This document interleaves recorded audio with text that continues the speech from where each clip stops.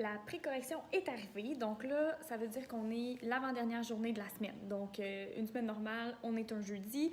Les autres semaines, avant-dernière journée de la semaine. La pré-correction, dans le fond, c'est là où l'élève va choisir quel texte il souhaite me présenter parmi toutes les compositions qu'il a faites durant la semaine. Donc là, il va faire son choix parmi les 2 ou les 3 compositions qu'il a faites.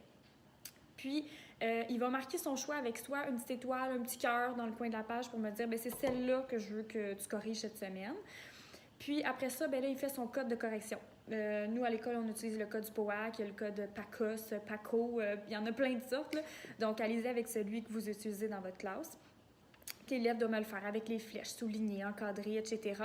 Quand il est satisfait, qu'il croit avoir trouvé toutes les erreurs possibles, là, il vient me remettre son cahier ouvert à la bonne page dans mon panier de correction. Donc là, c'est là que la correction commence pour moi.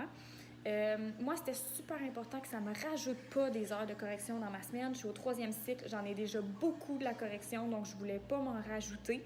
Je vous avais dit au début que grâce à l'écriteau, je ne fais plus de contrôle.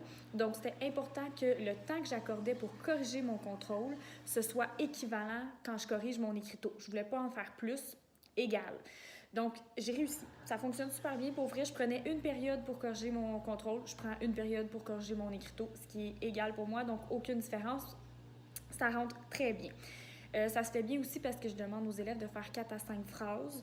C'est aussi ce qui me permet de rentrer dans mon temps. C'est sûr que si on y va avec 7, 8, 10 phrases, je ne réussirais pas à corriger ça dans une période. Puis ce serait probablement trop aussi pour les élèves d'écrire autant de phrases chaque matin. C'est pas tout le monde qui aimerait ça, en tout cas. Donc, 4 à 5 phrases, ça rentre en une période. Quand je corrige, c'est là que je vais porter mon jugement. Donc là, ma correction, je la fais comme pour quand on corrige une composition ordinaire. Allez-y selon ce que vos élèves connaissent, ce que vous leur avez enseigné. Là. Moi, je laisse des traces dans la marge avec mes lettres là, de mon code du POAC. Donc, A pour un accord. Fait que si tu as un A dans la marge, ça veut dire qu'il y a un accord dans ta phrase qui n'est pas bien fait. Tu dois aller le corriger. C pour conjugaison, etc. Donc, je laisse mes petites traces comme ça dans la marge pour les fautes qui les concernent. Les fautes qui sont au-delà de leur niveau scolaire, là, je les corrige au-dessus du mot parce que je leur demande toujours d'écrire à double interligne.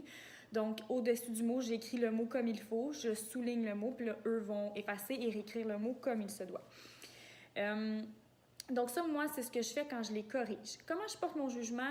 Ultra simple. J'ai un crayon rouge, jaune, vert sur mon bureau. Ma grille de notes est ouverte dans ma section écriture devant moi.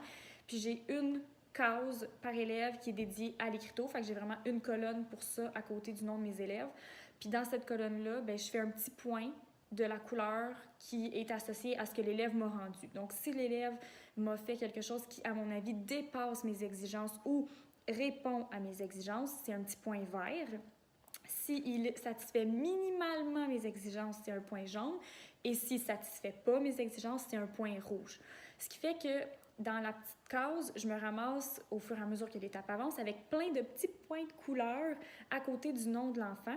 Puis ça, pour moi, c'est vraiment comme un tableau de statistiques là, super révélateur. Là. Quand j'arrive pour faire mes notes pour mon bulletin, j'ai mes grosses évaluations, donc mes grosses compositions, qui sont comme ce sur quoi je vais vraiment plus me fier.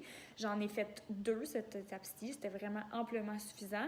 Donc 2 grosses, plus tous mes petits points de couleur pour chacun des écriteaux que j'ai corrigés à chaque semaine.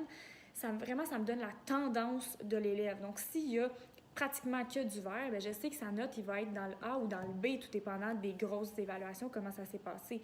S'il y a beaucoup de jaune, C, B-, ça va tourner aux alentours de ça.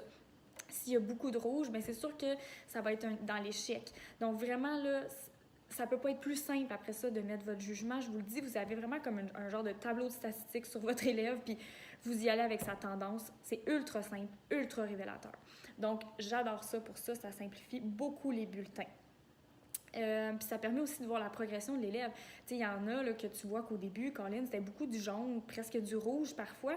Puis là, c'est rendu que du vert. Donc, dans ce temps-là, je suis tellement fière. Puis tu sais, je décris à l'élève, « Hey, tu réalises-tu tout le chemin que tu as fait depuis qu'on a commencé? T'es rendu tellement bon! » Puis donc, ça augmente la confiance. Puis c'est juste de mieux en mieux à chaque semaine. Donc, super simple pour la correction. Une période, ça rentre super bien. Et puis, après ça, il va nous rester la correction finale. Fait que ça, je vous en reparle demain. À demain!